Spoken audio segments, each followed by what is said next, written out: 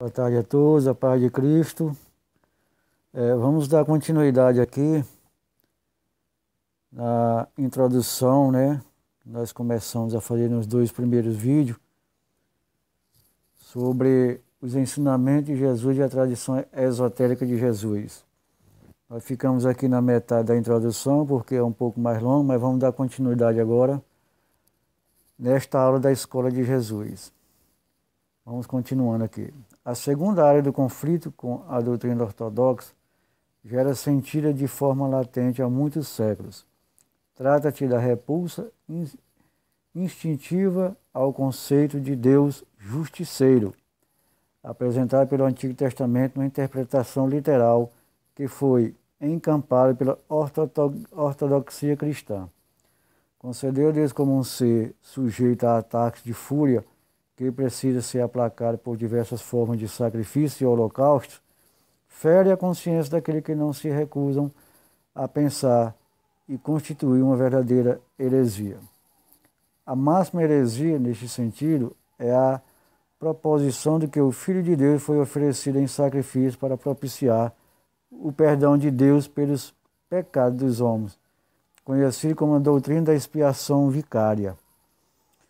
Felizmente, em nosso século, com os avanços da psicologia moderna e o entendimento do lado sombra do ser humano, o cristão começou a entender porque sempre se sentiu incomodado por sua caracterização como vil pecador.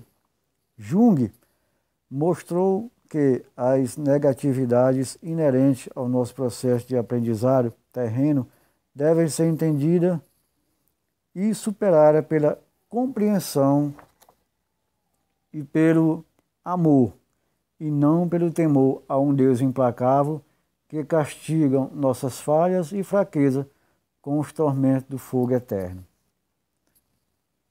Muitos dos cristãos que ainda se mantêm fiéis à Igreja mostram finalmente seus descontentamentos com as práticas espirituais tradicionais da ortodoxia, e em alguns casos com o significado deturpado dados a ela. A missa, o terço, as romarias e outras práticas disponíveis aos leigos contrastam com as práticas e outras tradições que aos poucos se tornam conhecidas no Ocidente. Esse descontentamento não se restringe aos católicos, mas em sentido também pelos fiéis das seitas evangélicas e protestantes, por causa da sua conhecida inflexibilidade em questões doutrinárias.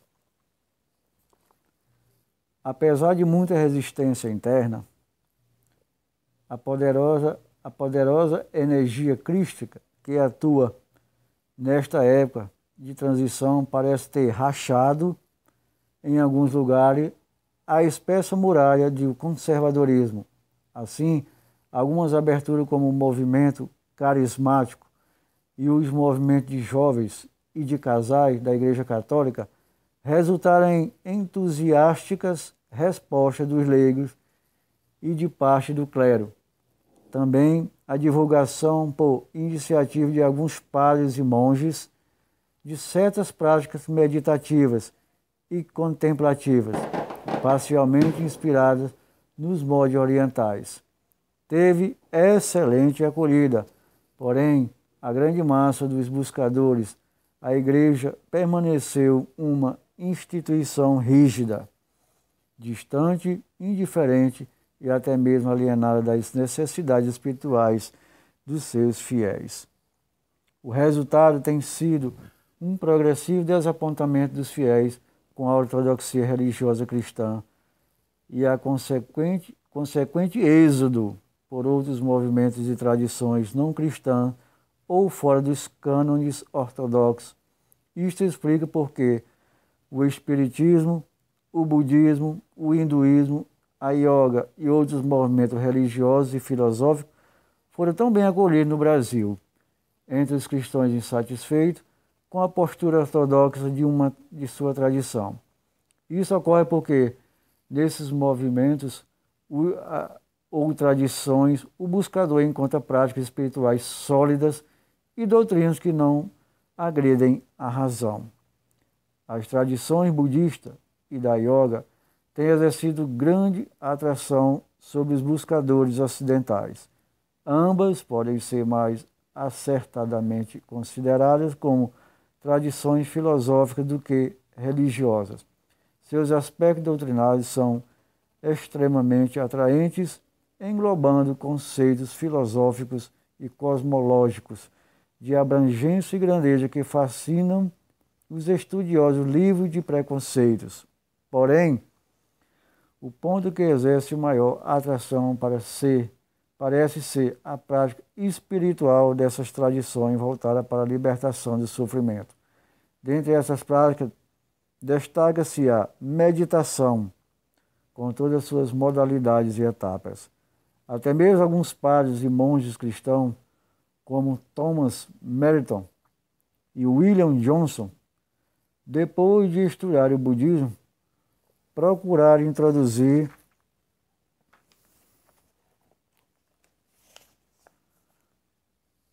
suas práticas meditativas nos meios cristãos.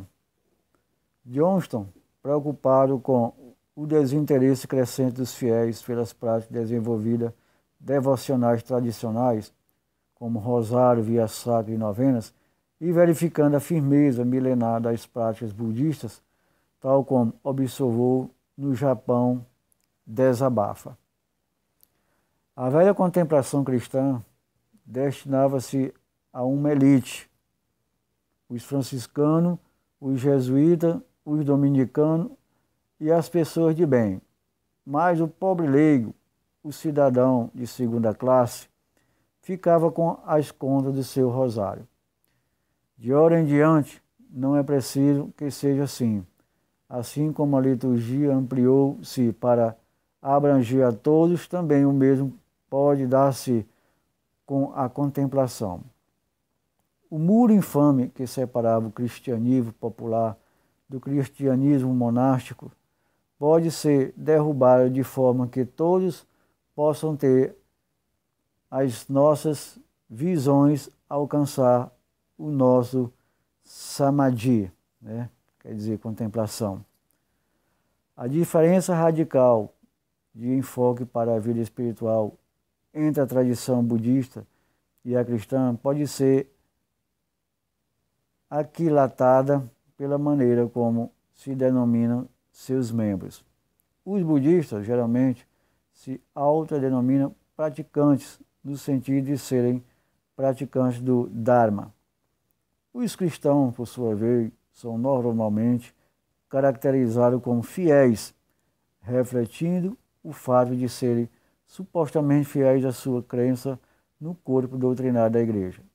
Enquanto uns praticam os ensinamentos de seu mestre, outros simplesmente creem passivamente nos dogmas de suas crenças, desconhecendo, em geral, os ensinamentos do seu Salvador.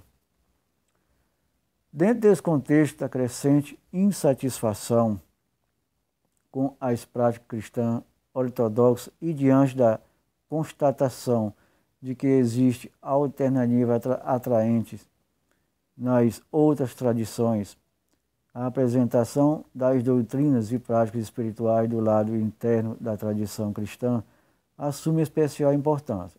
Felizmente, quando conseguimos desvelar os ensinamentos esotéricos de Jesus, verificamos que as práticas do cristianismo primitivo nada deixa a desejar as tradições orientais, tão em voga atualmente. Este estudo, este trabalho, vem juntar-se a uma crescente literatura sobre o cristianismo primitivo e os aspectos esotéricos da tradição cristã, enfatizando os métodos e práticas espirituais voltados para a transformação interior, tão escondida no passado. Esses antigos ensinamentos, abrangentes, profundos e eternamente atuais, levaram Santo Agostinho, reputado como um dos baluartes da Igreja, ao escrever 15 séculos atrás: Diz ele, Santo Agostinho. Esta que hoje chamamos de religião cristã existiu entre os antigos e existia desde o começo da raça humana até que o Cristo se fez carne, tempo à parte do qual a verdadeira religião já existia, começou a ser denominada de cristianismo. A postura necessária para o estudo dos ensinamentos esotéricos. Se por um lado existe uma natural curiosidade da parte do lado de todo cristão em conhecer os ensinamentos internos de sua tradição, devemos estar preparados para o fato de que esses ensinamentos nem sempre estarão de acordo com nossos ideais tradicionais. Na verdade, parte dos conceitos ortodoxos deverão ser modificados e, em alguns casos, até mesmo abandonados. À medida que adquirimos um entendimento mais sólido do lado esotérico dos ensinamentos de Jesus, este é o processo atual de amadurecimento de todo indivíduo. As noções que governam a atitude das crianças em seus primeiros anos de interação com o mundo exterior dão geralmente lugar aos conceitos mais abrangentes e complexos quando o jovem adulto está suficientemente amadurecido em sua capacidade intelectual e emocional. Um processo semelhante ocorre na vida espiritual. Para que o devoto possa crescer espiritualmente, deve aprender a entender o sentido esotérico subjacente às doutrinas aceitas literalmente como dogma de fé. Nesta busca, o leitor verdadeiramente interessado deve estar disposto a investigar a simbologia bíblica. Esta disposição implica uma atitude de flexibilidade e tolerância para com as ideias e argumentos diferentes dos conceitos até então. O verdadeiro estudioso deve submeter todo conceito e argumento, tanto tradicional como não ortodoxo, ao crivo da razão e a seguir a avaliação do coração.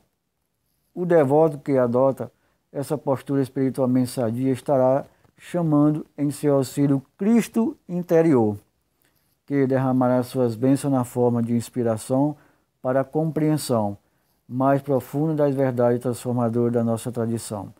Com isso, ele sentirá uma grande alegria ao fazer uma leitura crítica, que lhe permitirá constituir paulatinamente e de forma consciente o arcabouço doutrinário e prático de sua transformação espiritual.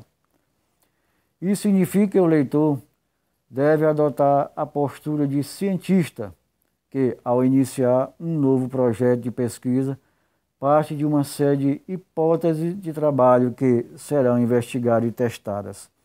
Caso essas hipóteses facilitem o avanço da pesquisa e sejam confirmadas por testes posteriores, então, e só então, poderão ter promovido de hipóteses e premissas para a implantação da parte prática que permitirá a conclusão do trabalho.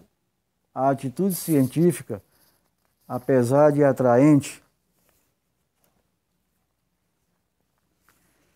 e lógico e difícil de ser adotado na prática, todos nós interagimos com o mundo a partir de um grande número de condicionamentos, a maior parte dos quais inconsciente. Nossa mente racional pode estar disposta a considerar uma determinada linha de raciocínio, porém, nossos sentimentos, que são governados pelo inconsciente, usurpam muitas vezes a atribuição da razão e rejeitam os argumentos lógicos tão logo percebam que eles podem ameaçar a segurança da nossa estrutura de valores. Isso explica a natureza intrinsecamente conservadora de todo ser humano. Resistimos à mudança, porque toda mudança implica uma revolução interior que demanda algum compromisso com a verdade. Esse compromisso requer humildade para aceitar a possibilidade de que alguns dos nossos mais estimados conceitos foram construídos sobre a areia e, finalmente, uma coragem extraordinária para enfrentar as reais tendências do nosso ego orgulhoso e inseguro. Os meandros da mente são muitas vezes desconcertantes para o iniciante. Um profundo estudioso da matéria escreveu: a mesma forma assemelha-se a um ditador de um Estado autoritário. Esse dirigente não ousa tolerar qualquer interferência de outros no seu depoimento ou sugestão de controle sobre ele, porque se isso lhe prosperasse, a sua ditadura acabaria caindo, no que concerne à manutenção de seu sistema e ao controle das mentes cegas de seus membros. A ortodoxia religiosa, estreita e defensiva, está precisamente na mesma posição. Todo dogmatismo em assuntos religiosos surge do medo e desse impulso para poder a sua preservação. Para o estudante do espiritualismo verdadeiro, toda e qualquer proposição doutrinária ou filosófica deve ser tomada como hipótese de trabalho da mente concreta, até que ele alcance o estado místico que lhe permita conhecer diretamente a verdade. Apenas quando, em profunda contemplação, ele passa a comungar com a luz, então, e só então poderá saber com toda certeza as verdades que transcendem a mente intelectiva e que pertencem ao âmbito do que chamamos de intuição. Buda em sânscrito. Fecha parênteses. E esse conhecimento que os antigos chamavam de gnosis, o conhecimento direto da verdade que, alcançado com a iluminação, e gera uma fé inabalável. Assim sendo, as proposições doutrinárias e de ordem filosófica neste livro devem ser consideradas como secundárias. O importante são os ensinamentos transformadores que poderíamos chamar de metodologia para a transformação do homem velho no homem novo. Quando tivermos nascido de novo, iluminados pelo Cristo interior, estaremos capacitados a reavaliar nossas premissas anteriores para, então, estabelecer nossa fundamentação filosófica com base na verdade e não mais em hipóteses. Este trabalho procura oferecer ao cristão dedicado essa metodologia transformadora que, se devidamente utilizada, pode levar o devoto ao estado vivenciado pelo apóstolo Paulo quando ele disse: já não sou eu que vivo, mas é Cristo que vive em mim. Está registrado lá em Gálatas 2:20. Todas as considerações filosóficas doutrinárias do livro devem ser tomadas como meras hipóteses, servindo como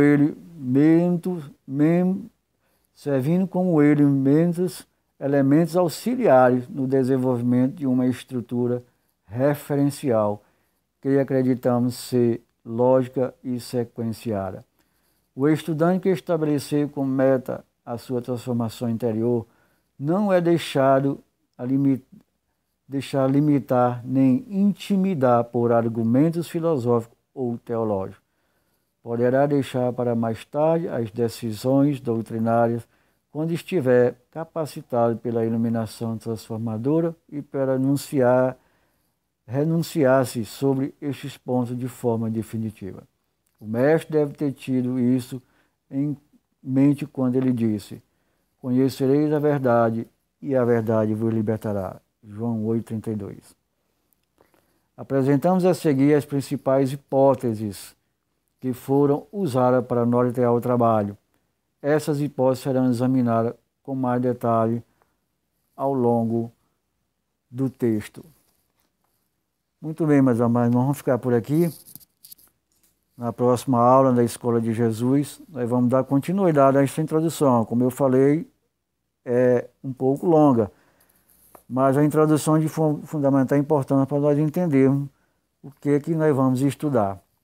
E na próxima aula nós vamos dar os fundamentos desse estudo aqui, detalhados ponto por ponto, para aqueles buscadores que querem conhecer a verdade. Como eu já falei, conhecereis a verdade e a verdade vos libertará, quer dizer um conhecimento profundo, né, daquilo que o Cristo, né, deixou escrito para nós seguirmos esses ensinamentos. Né? Como eu disse, os ensinamentos internos, ensinamentos esotéricos, né? Os evangelhos estão repletos desses ensinamentos e nós vamos partilhar de todos esses estudos, ponto por ponto e cada detalhe por detalhe, e assim entenderemos o que realmente Cristo, né? O Cristo interior nos tem a nos dizer a cada um de nós. Que a paz de Cristo vos abençoe, que fiquem com Deus e até a próxima aula. Amém.